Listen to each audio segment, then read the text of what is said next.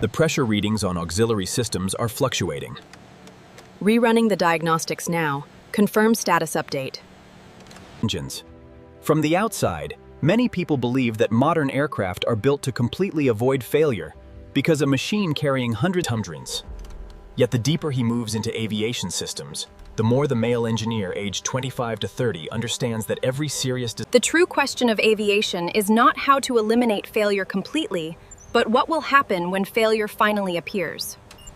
Within the reflections across the matte gray metallic surface of the narrow-body aircraft, that idea sounds more like cold pessimism than a trustworthy engineering philosophy.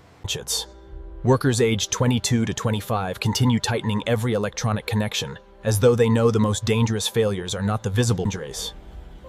The clean, disciplined maintenance hangar behind the terminal makes every small sound feel amplified, as though that the more modern aircraft become, the more they are built with the belief that someday part of them will operate incorrectly.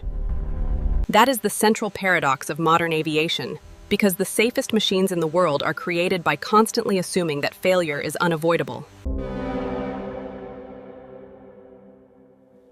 Under normal operating conditions, the Hispanic female engineer aged 22 to 25 explains that every sensor on the aircraft continuously sends data about actions. Workers aged 22 to 25 inspect every signal cable hidden deep inside the technical compartment, because only one unstable connection. Under ideal conditions, the flight control system receives accurate information from multiple sources and coordinates them to keep the aircraft stable in the sky. The male South Asian engineer aged 25 to 30 opens the electronic redundancy model, showing that multiple independent processors constantly operate in parallel even when no failure is present. At first glance, this operating method appears wasteful because many systems perform the same task, even though most of them may never be used. In aviation, what appears unnecessary during ordinary days can become life-saving within seconds of crisis. Workers aged 22 to 25 continue replacing components that still function normally because technical lifespan is always calculated before actual failure occurs. Nobody inside the maintenance hangar behind the terminal waits until a component completely stops functioning before taking action, because by then it is already too late to control the risk. The entire normal operating condition of the narrow-body aircraft with matte gray metallic surface is actually built upon hundreds of. Yet this creates a difficult question. Because why must such an advanced machine continue living under the constant obsession of possible failure? Most major aviation accidents throughout history began from extremely small failures that once seemed harmless. A sensor misreading by only a few units, a vibrating signal cable, or delayed information by only a few seconds can that the greatest danger does not come from one isolated failure, but from the moment multiple small failures appear simultaneously. The structural integrity here seems fine. But check the stress points near the landing gear. The greatest contradiction of aviation is that the more complex an aircraft becomes, the more hidden possibilities of failure. The male engineer aged 25 to 30 understands that no engineer is naive enough to believe that a system containing millions of components can remain perfect forever. Even the most advanced electronic processors can still be affected by temperature, vibration, material lifespan, or environmental data distortion. The female engineer aged 22 to 25 quietly studies the simulated failure signal and realizes that the more intelligent Immersions. Workers aged 22 to 25 pause for several seconds before the airspeed cluster to understand that the central question surrounding the narrow-body aircraft with matte gray metallic surface is no longer whether failure will appear. The most important philosophy of modern aviation is to never place absolute trust in any single component. That is why aircraft are designed with multiple independent backup layers, so that when one system fails, another system can immediately take over without interrupting the flight.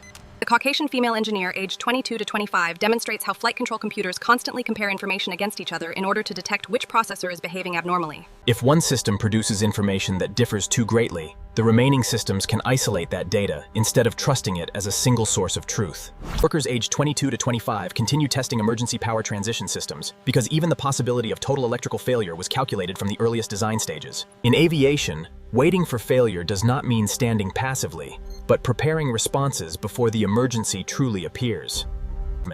The Caucasian male engineer aged 25 to 30 understands that a safe system is not a system that never fails, but a system that can. This philosophy makes aircraft resemble living organisms capable of doubting themselves instead of machines blindly obeying fixed commands. Workers aged 22 to 25 reinstall every layer of data protection as though constructing invisible walls against failures that have not yet appeared.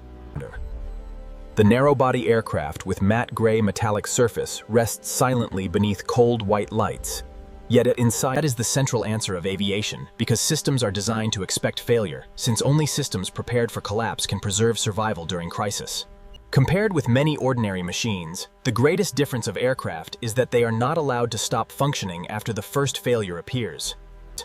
A vehicle on the ground may stop beside the road after failure, but the narrow-body aircraft must continue remaining stable. The male engineer aged 25 to 30 understands that aviation environments do not allow the philosophy of repairing failures only after total breakdown has already occurred. Aircraft are not built with the philosophy of avoiding all failures, but with the philosophy of surviving through failure. Workers aged 22 to 25 continue simulated failure testing because their goal is not to prove that the system is perfect, but to prove that the system remains controllable when abnormalities appear. Inside the clean, silent environment behind the terminal, the entire engineering philosophy of aviation gradually reveals itself as a The narrow-body aircraft with matte gray metallic surface therefore is never fixed and must const itself. The male engineer aged 25 to 30 realizes that the greater the danger becomes, the more a system must learn to doubt itself instead of relying completely on initial. The engineer understands that aviation safety is truly built upon humility before the possibility of technological failure.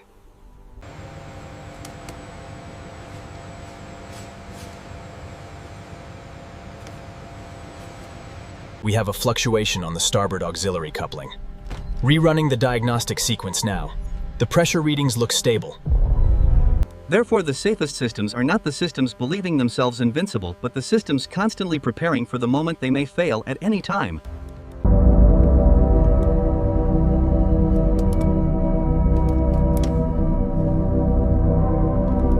The male engineer aged 25 to 30 understands that every mature technology begins by accepting that imperfection will always exist beside humanity forever.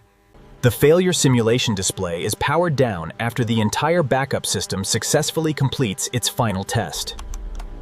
Workers aged 22 to 25 leave the technical area, but the invisible protection layers inside the aircraft continue operating silently throughout the night. The disciplined maintenance hangar behind the terminal now resembles a place where humanity learns to live alongside the possibility of failure instead of denying its existence.